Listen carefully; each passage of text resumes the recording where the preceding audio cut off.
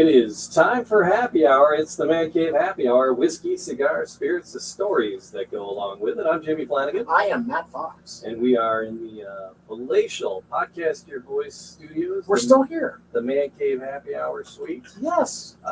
Enjoy it. Yes. Enjoy of all the suites here. The Man Cave Happy Hour suite is without a doubt my favorite. It's the best one.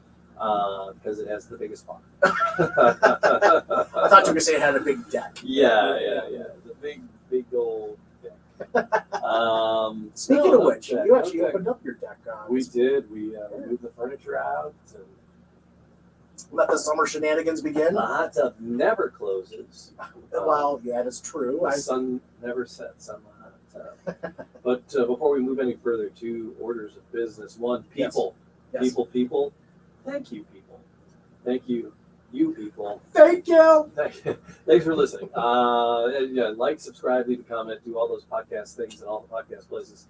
We appreciate you tuning in and sharing the ride. Do us one more little itty bitty favor and tell a couple friends. Yes. So there you go. So thanks for listening. Like, subscribe, leave a comment, those podcast things, and thanks to Joe Louis Bourbon. We're just a nice pour. Yes. Over some ice. Yes, sir. And we're having a little Joe Louis Bourbon sponsoring this episode and many others. Throughout COVID, it was crazy time. Joe Louis, we did so much. I was looking back at stuff because you were talking about opening up the deck. Yeah. And I was like, we got to do a broadcast on the deck because we had fun doing those. We made the best New York sour on the deck. We did. So that was fun. But thanks to Joe Louis Bourbon for bringing me shenanigans. And today, what's on tap for today, Matt Fox? Well, you and I were kind of going back and forth, and we're like, all right, we need to come up with something really, really good. Mm-hmm. And my bright ideas sometimes don't pan out. Ask anyone, they'll tell you. Right on. But I've known you for a very long time, Jim. Yes. And there are always questions that you think about that you'd like to ask somebody, but it may not be the right time. Mm-hmm. Or it might be just too, what's the word? Personal? Right. But fuck that. So I want to ask you a whole bunch of questions, and you're going to ask me a whole bunch of questions. Sure. So we have 5 questions apiece, and there's no It's the 5-question showdown with Joe Louis Bourbon. Yes. That's what I named the episode. It's the 5-question showdown. Matt, come on down. This could very well be the end of it. Let's get it right out in the open before we dive too much further. This could be all she wrote, mofo. But yeah, no holds barred. But you still have the option to plead the 5th. But there's all right.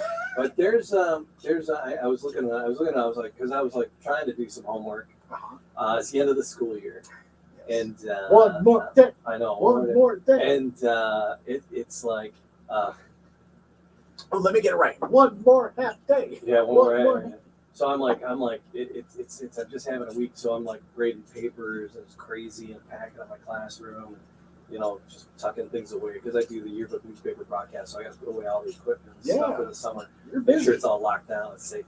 And anyway, so it's been nuts, and I've been grading papers, and I didn't write the 5 questions. I started looking and I got down a rabbit hole. Because I was like trying to get good questions, and then I came across these things. It's like questions not to ask, things that are socially unacceptable. There's this website more.com. These are coming out of more.com and Reader's Digest. When you were grading papers, what were you like doing? What Scantron folks go C, and you're grading papers C. Man, I know. It's like English 12. It's like all research papers. So it's like these 12-page research papers. I got to give these kids feedback on so they can grow as individuals and writers and all that horse poo.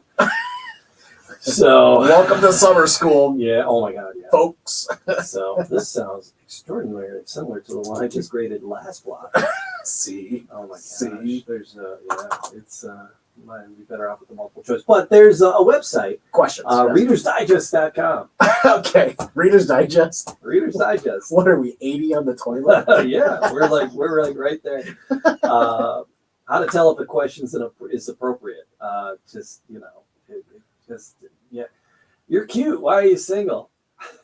Is that something you shouldn't ask? You should not ask that. You're cute. Why don't you have kids yet?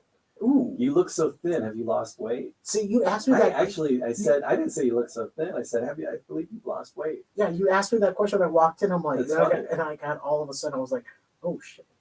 Yeah. Is it not working? No, it's. There's cameras all over me. So I know. You seem like you're doing well. How much money do you make? oh shit. Yeah, that's banker no. boy. That's not a good question. No, right? no. All right. So, all right, that was just. So, what brings me to the bank today? How much do you make? Why do you look so tired? Oh, That just reminds me of the birdcage. What am I tired of? All right, so who are you voting for? yeah, that's that. Over the past couple of years, that is a question that you will get you in a lot of trouble. Why don't you go out more? Oh shit. Where is his dad, by the way? Oh. Are you a man or a woman? Grace. She died 20 years ago. How old are you? Yeah.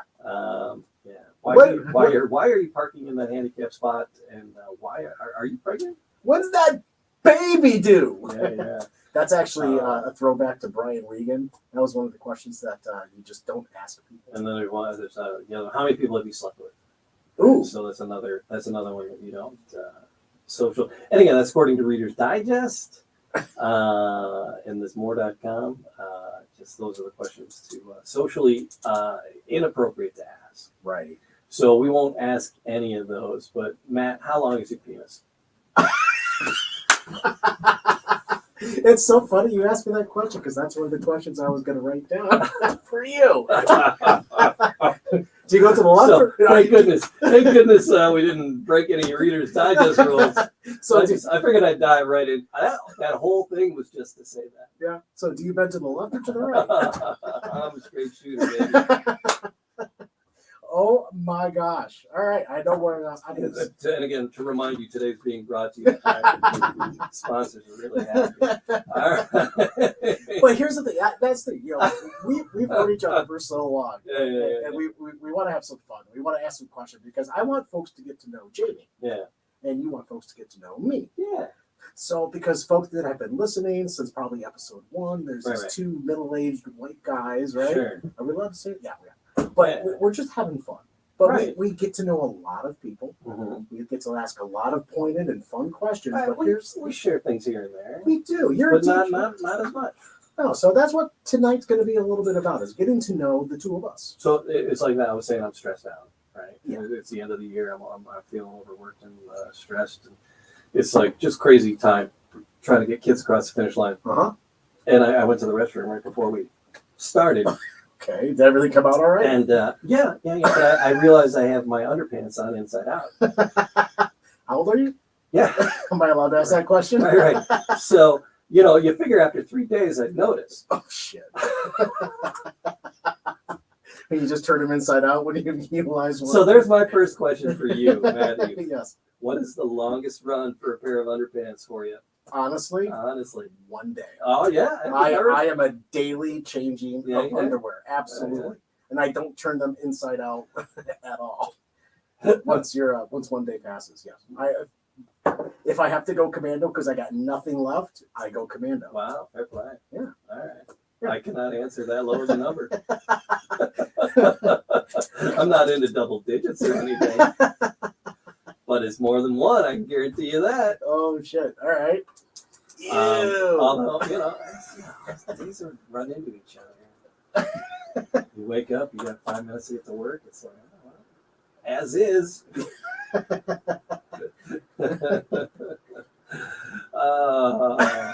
Are you sure you want to continue with this episode? Yeah, absolutely. Okay, man. those are my two ridiculous questions. Pretty good. So I'm gonna get on. I'm gonna start off with the question with you. Okay. So you are you're a connoisseur. You like liquor and spirits and what have you. Sure. But of everything that you've ever tried, what's your favorite all-time liquor experience that you've had?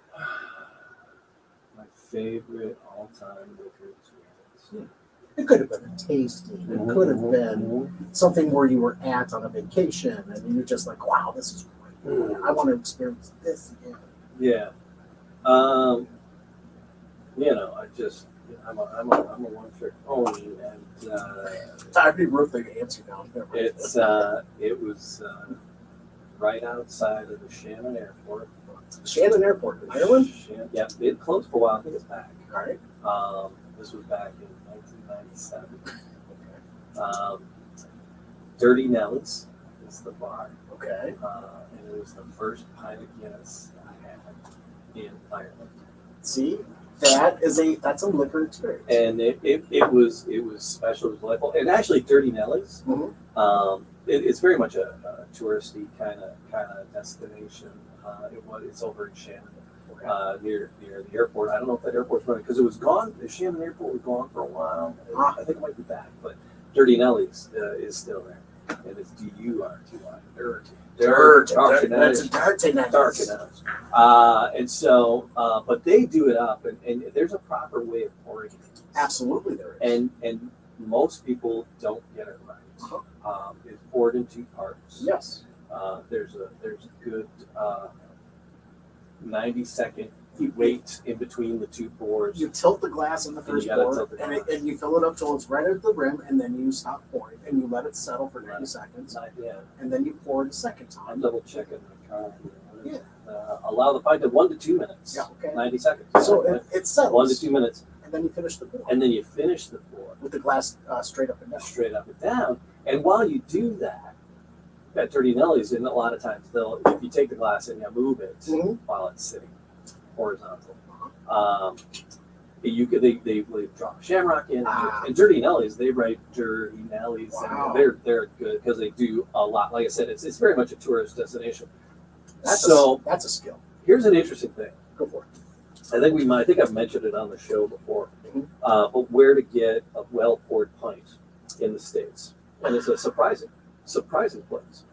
Is it in? It's a chain. It's a chain.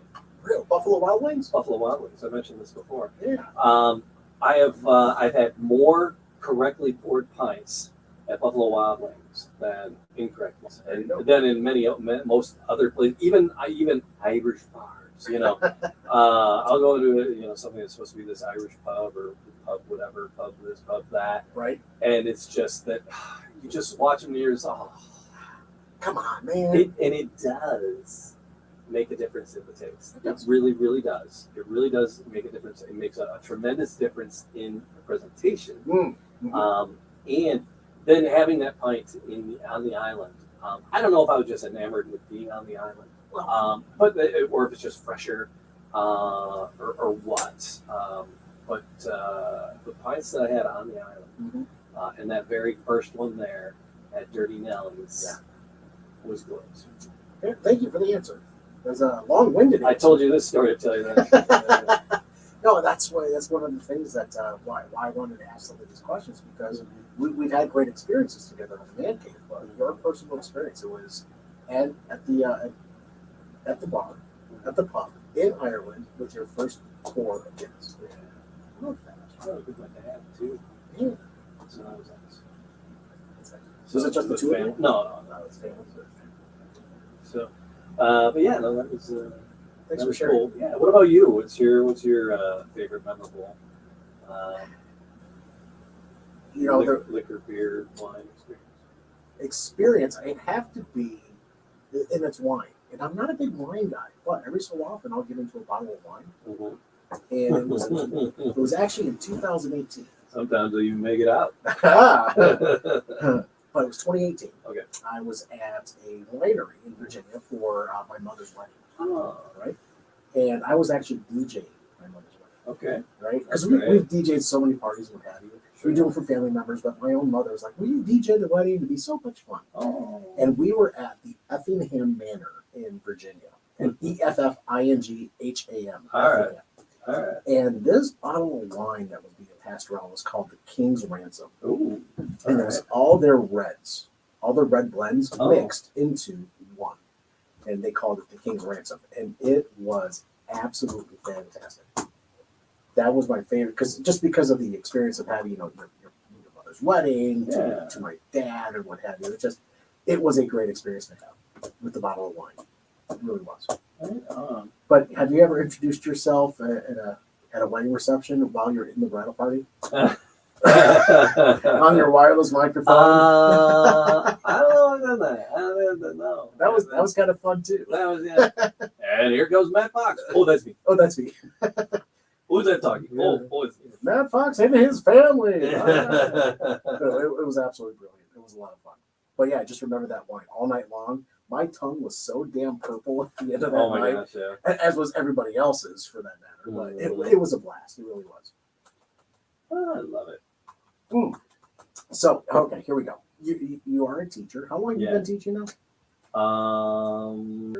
18 years. Wow. I was just like, because I said I do the yearbook, right? So Okay. English, 12th grade English, and the newspaper and broadcasting yearbook. And we just rearranged a couple things in my room, and I had a kid. I'm like, all right, I think there's too many duplicate things in here. Clean this up for me. Just keep one of every year up here for me. Go by far back as you can, and we'll put the rest in storage. Oh, wow. And but I was looking, it was like where I took over, Mhm. and I was like, oh crap, this book when it comes in will be number 18 in Wow. the series for me. And then I was at an alternative school for 2 years before that, Right. with troubled and at-risk youths. Right. And then I was like a full-time substitute for like a year and a half before that. So it sounds like teaching was kind 22, of 23. teaching has kind of been your career path. Yeah. In some way, shape, or form. Yeah. But your favorite teacher that had the biggest significant impact on you to do what you want to do today. Oh, to do what I want to do today. Yeah. It It doesn't have to be a teacher, whoever.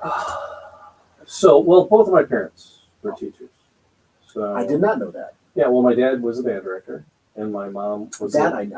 I do. Your dad played the drums. Yeah, he was the band director, and my mom was the librarian. It's the plot for the music band, basically. 76 trombone, we got trouble. All right, we're slipping into singing show tune. But both You're slipping into singing show tunes. yeah. But both of my parents were teachers, so they had a good life. They lived well. Mhm. Not in poverty, not in the biggest mansion. There was always food on the table. But so I was like, oh, that's kind of cool. So that was always something that inspired me, and I thought they were cool people. But a teacher that I had, I think that I wasn't a solid student. I don't know what my problem was. What is your problem? Oh yeah, okay. Thanks, Wayne. Wayne, we're doing good. Thank you. So your parents? Yeah, so I wasn't really a solid student. My first A that I got was in like 5th grade. Wow. I don't know, because I had bad hearing. What? Yep. And I also had a little bit of a speech impediment, and I needed glasses, and I didn't get glasses till I was in 8th grade.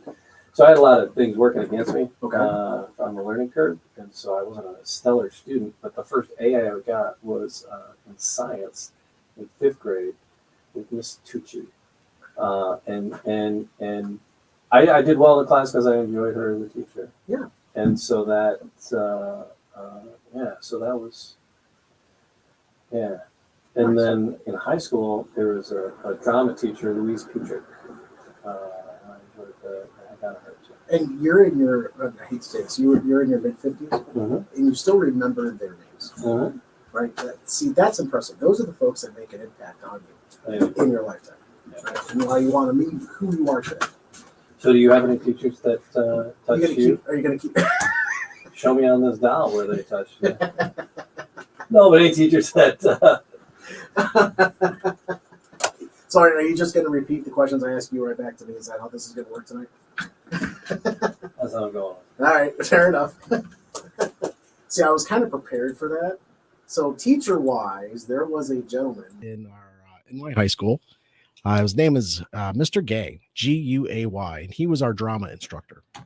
And he also taught Yeah, theater. he was. Yeah, he also taught theater, but he The had theater teacher, gay. Yes, Guay. Really? Yes, wonderful human. I'm being. messing with you. Yes. I'm just being really culturally insensitive. Yeah, it's all good. He would appreciate Kodak, that. Kodak, Yeah. Oh, thanks, Wayno, for that. Much better. Yes. Kodak. Thank you. So Here's the thing. Mr. Gay. We'll fix it in post. Yeah. We'll just pull this all down and put it back up. So I'm glad I fixed it so everyone can hear this. Mr. Gay actually taught me the art of how to smile and sing without looking like you're in pain.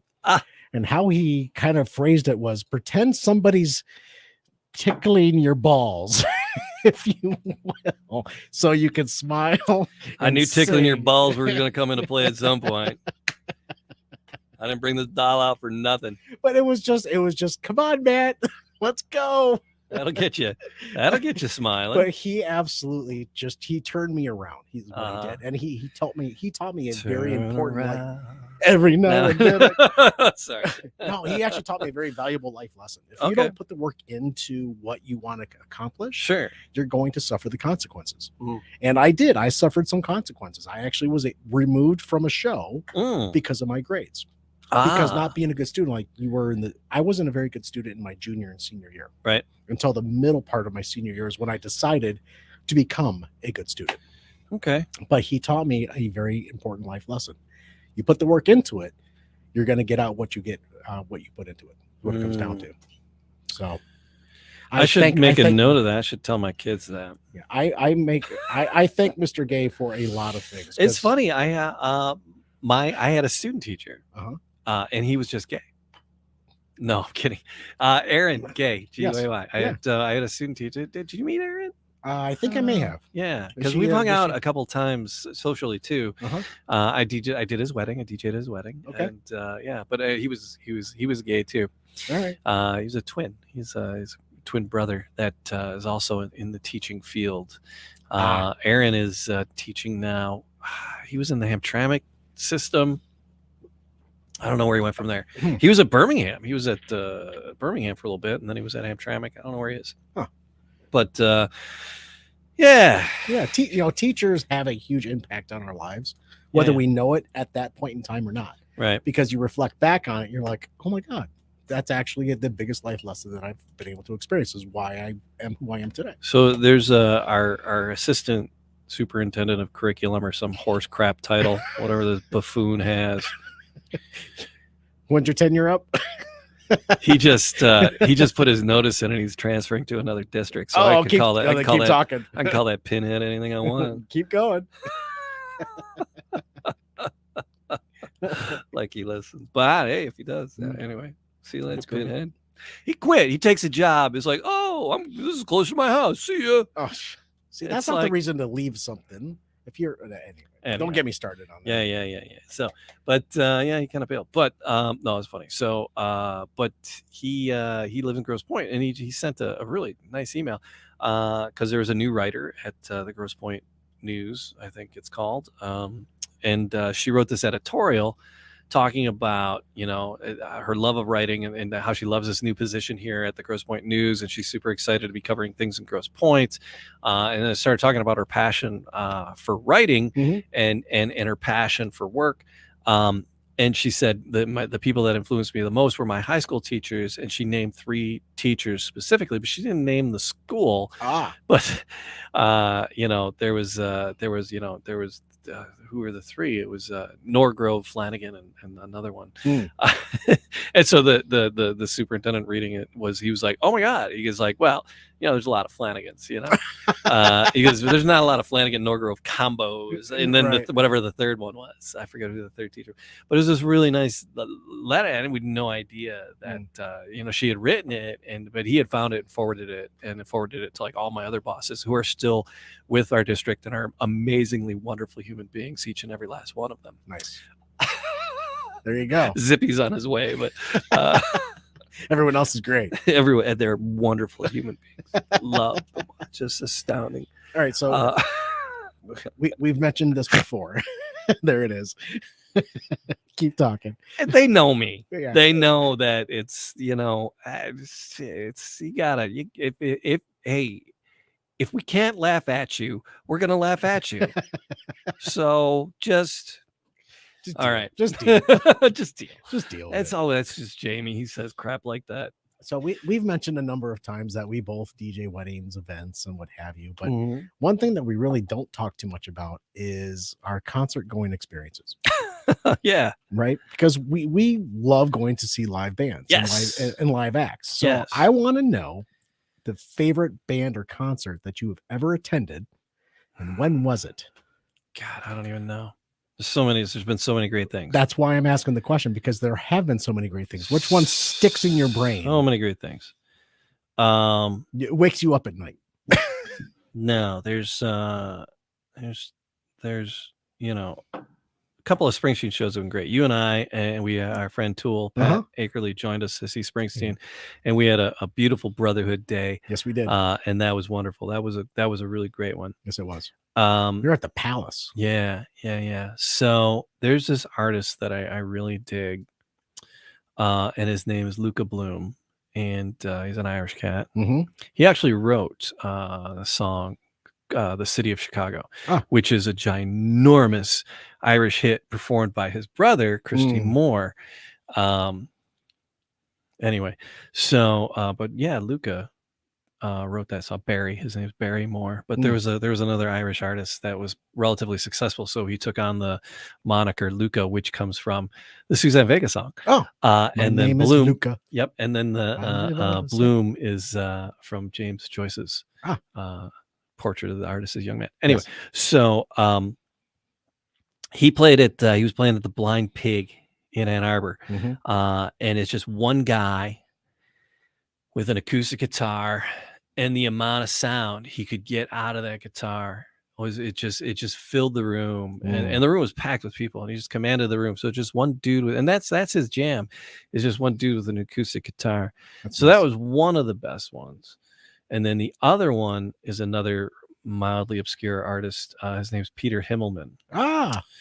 And the man is a genius. I have the biggest song list of Peter Himmelman in my repertoire of music, because you had like every song he had ever done. Like 15 of his albums and when I lent you the music library.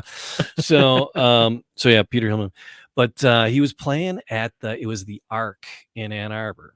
And I'm trying to think if he was by himself. I think he was by himself too. And he was moving back and forth between playing the acoustic and on the piano. And at the beginning of the night, he passed out pieces of paper, and then like the little 5-pack of crayons you get at the big boy, right? The little kitty 5-pack of crayons. He's like, everybody draw something. He goes, whatever, just whatever you're feeling, whatever you're thinking. Draw something? Draw something for me. Make me some art. Make me a drawing. And he's like, and like probably 5, 6, 7 songs in, he collected the artwork. And then he was like holding them up and looking at them. And then he was like writing songs about the artwork, just ad lib. Holy shit. He's like genius. And he's just like kicking out these things. It was just so much fun. And it was so unique to that day. Because it's about these drawings that the people in this building did. And it was just a riot. I don't know if it's a dog or a horse. And then but it was much better than that. But it was pretty much. I'm sure it was. Pretty much, yes. I failed art in 3rd grade. Yes, like he picked out a couple people. He's funny like that.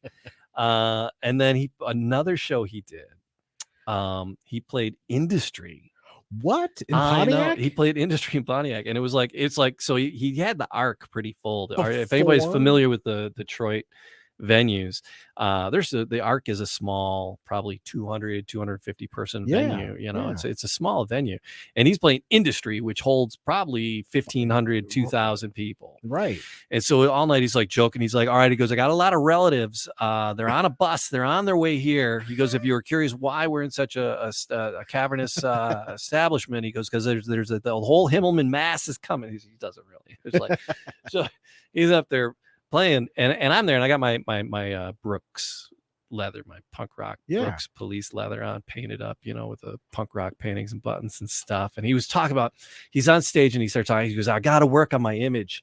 He goes, I need something new. He goes, this building is telling me this building is telling me I need something different.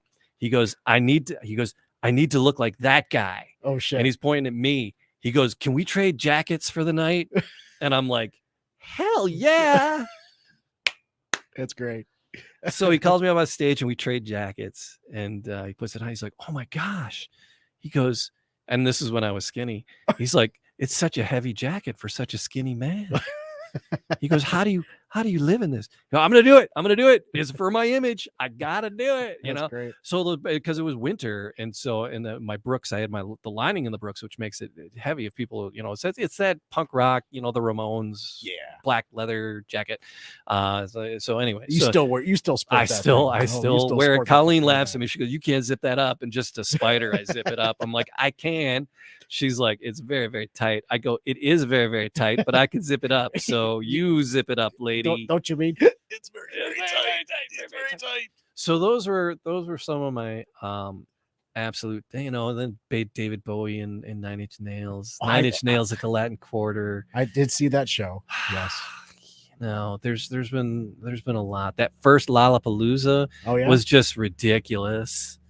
It was a ridiculous experience. That was the mud fight, wasn't it? I got to talk to Dave Grohl though. That was like right after, what's his face offed himself, and so that was an interesting thing. You mean Mr. Cobain?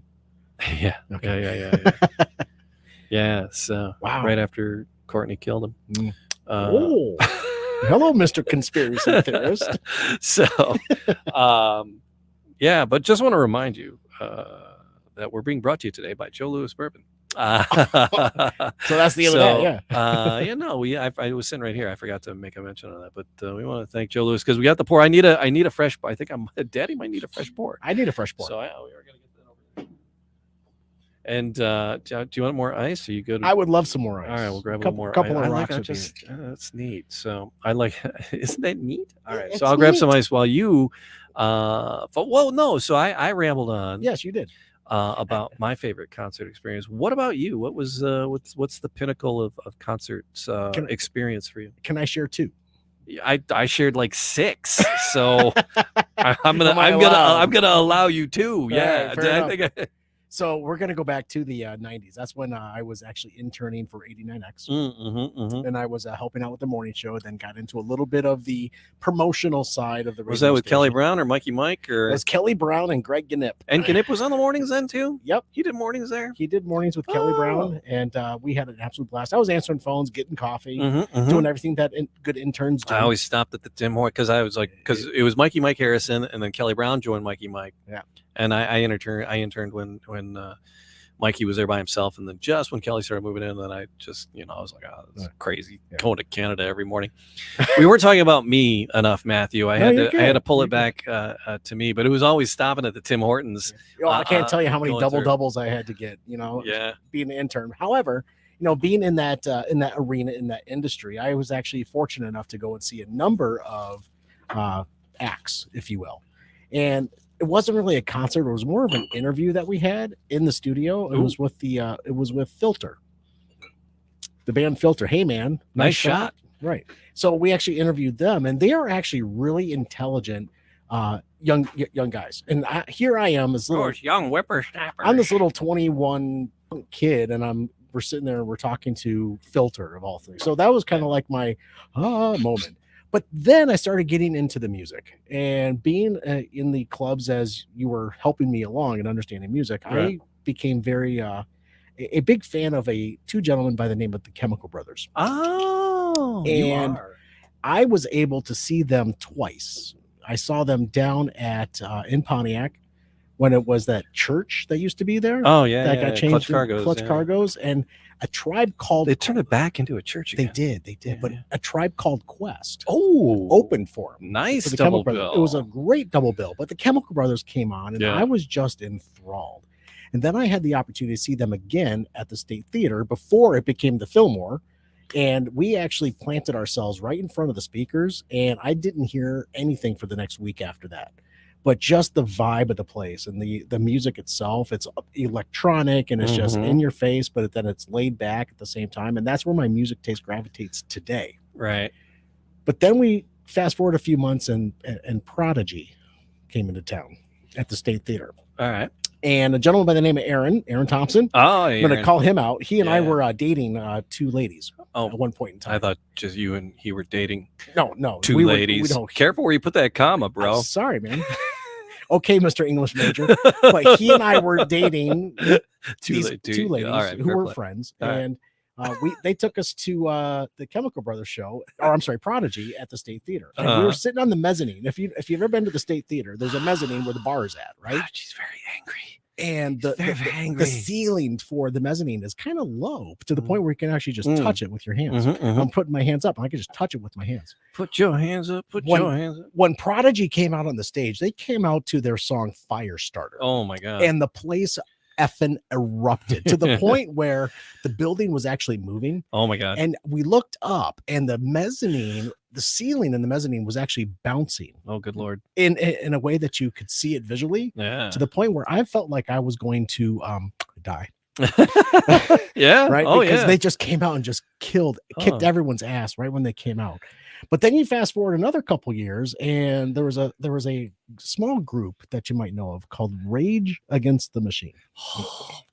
More angry young men. And they were at Kobo, and the main floor opened up, and people rushed the main floor, and we were walking down the steps to go actually backstage to potentially interview the band. But they came out on stage instead. And before all that, everybody rushed the main floor. The bar, all the bouncers could do was just throw elbows and try to knock people down. We were walking down the steps to go backstage. And next thing I know, the testosterone level in that building went up 1,000%. I felt like I was going to die again. That's my most memorable experiences with concerts. It's every time we're just about to die. But then the last one I'll share with you is when I didn't feel like I was going to die. And this was at the Fox Theater. I'm afraid my computer's going to die. Oh, no, I plugged it in. All right. No, I just got a little message saying, look, I found this old picture of you. And I'm like, oh, I should probably click on that. Oh, shit. I'm going to shut this down. So, yeah, don't click on those. The last show that I saw was just a few years back, and it was with Aaron again.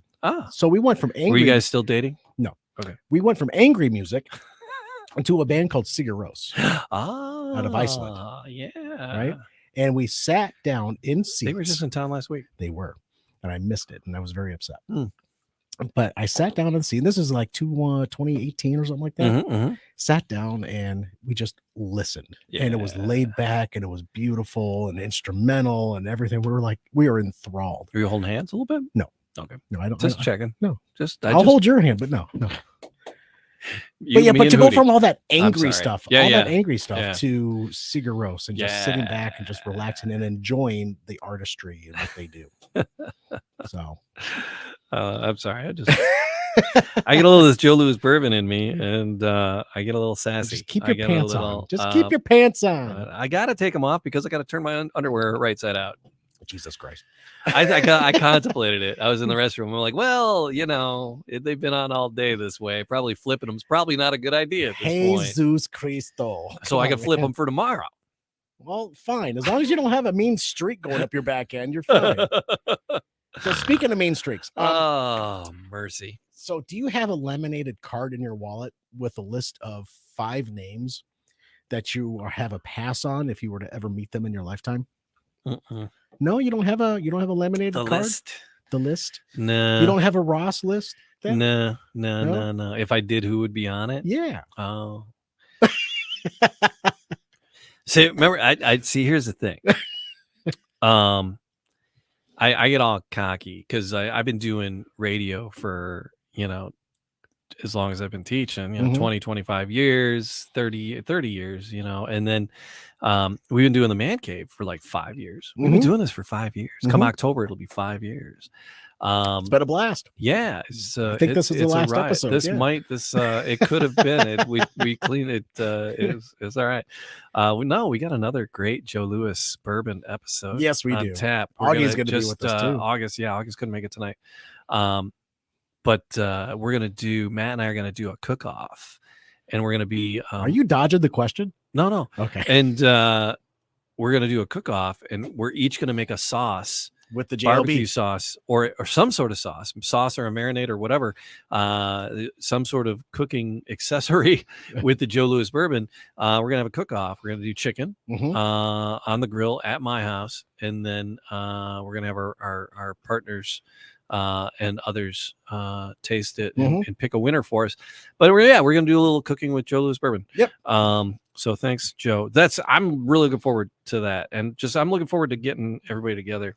But I joke and I say, oh, like I said, I've been doing this a long time. We've been doing this 5 years. Yeah. Colleen, she never listens. I can say whatever the hell I want. And Just then just one time. earlier this year, I was on that rant. I don't know. Maybe I say that like all the time. You do. I do say it because she never does. I mean, like even when I was on the pop station here in town and the Animal Talk show and the City of Champions podcast I do, she didn't listen to any ever, right? And then people are like, oh, we go to like my son plays hockey and I give him shout outs. I'm like, oh, it's Colin and all the boys at St. Clair Shores, Bantam, hockey, blah, blah, blah, on the radio. And they're like, oh, Jamie was talking about the boys. Colin's, I don't listen to that. I got to listen to him at home. And so I said, oh, she's not going to listen to this.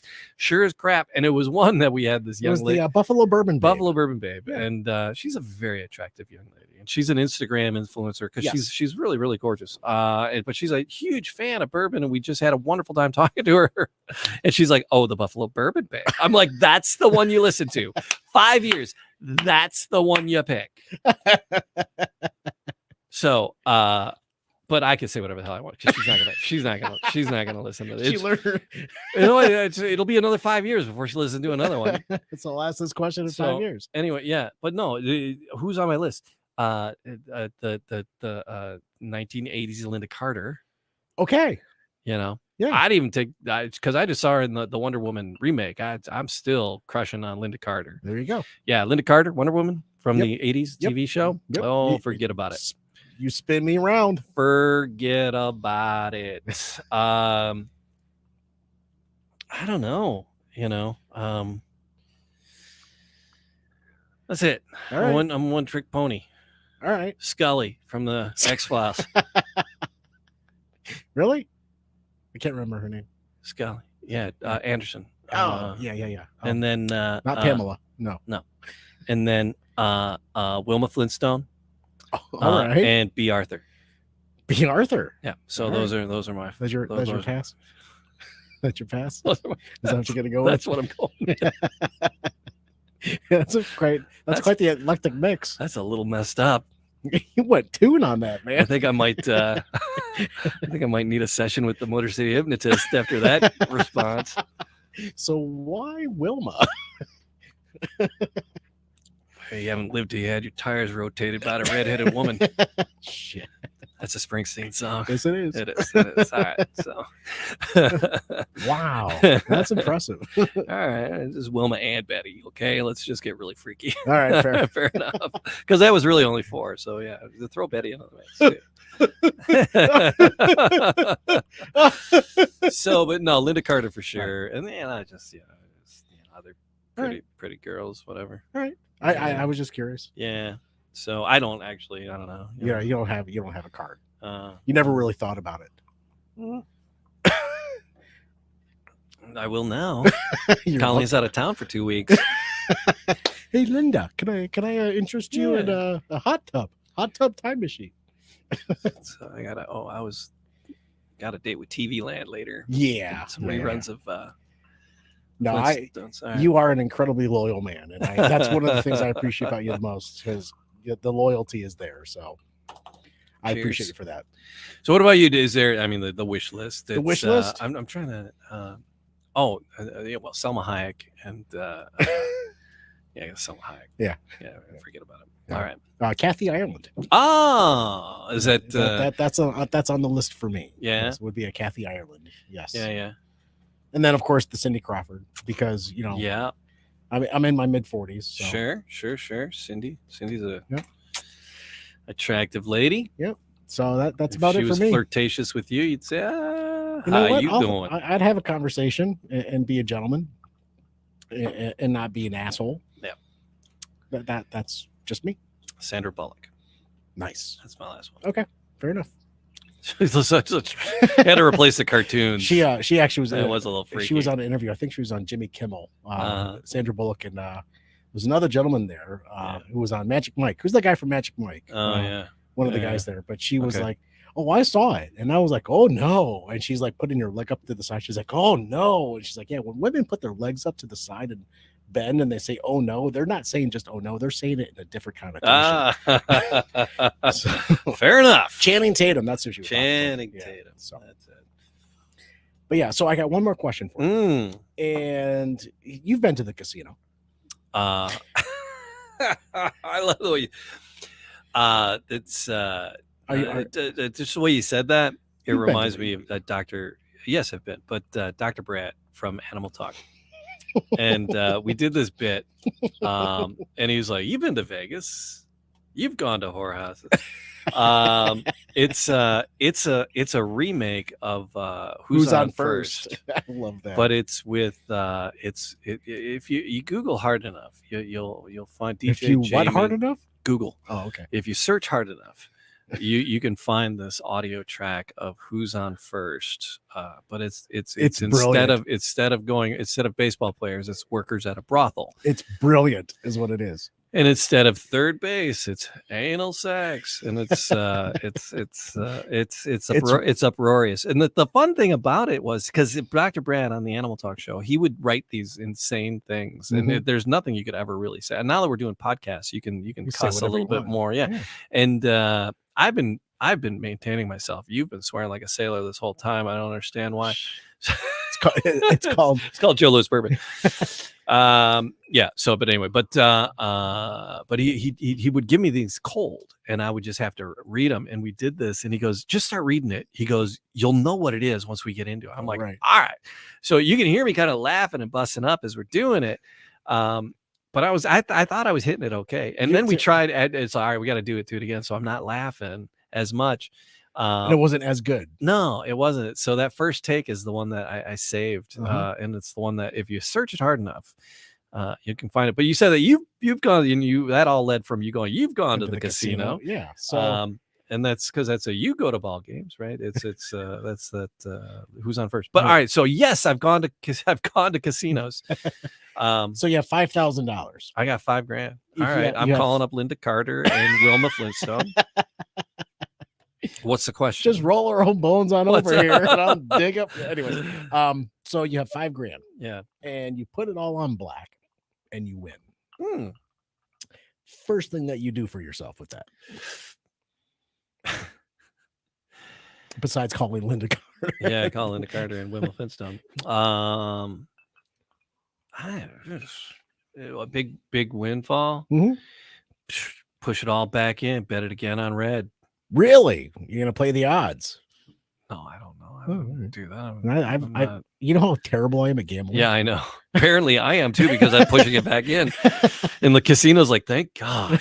Whew, dodged the bullet. You just put $5,000 back. You just walked out with $5,000, yeah. And you just won it. You weren't expecting it. You just put the $5,000 back in. Right. Do another $5 on that. So, but how much? Well, you said I won. What do I win? Do I win? So you bet it all on black. You just double your money. Oh, it's just double your money. Yeah. So $10,000. Oh. Yeah, throw a chip to the dealer. But what do you do for yourself? And get a nice pour of what? Of a brilliant Guinness? Joe Louis Bourbon. This episode brought to you by Joe Louis Bourbon. No, I would get myself. I would go to the bar and find a nice fine pour. Nice. Whatever. There's something ridiculous behind the bar. But if it's Vegas, man, a ridiculous pour could easily be $5,000. Exactly. Well, hey, that was yummy. You got an ounce. So, I'm more I'll pay off my mortgage. You know, it's like I'll save it. I'm gonna pay down my mortgage. You know, it's like I'm so boring. No, you're not. You're pragmatic, is what it is. Yeah, it would be something like that. I tip the server there, tip the dealer, and get a nice pour. Nice within reason, because you could spend $5,000. I've seen just ridiculous prices on things in Vegas. So, I don't know. What about you? What would you do if you hit the? I didn't see, and you know more than me that you just simply double your money on that bet. So, what would I do for myself first thing? What would you do when you hit that? Depends on where I'm at in my life.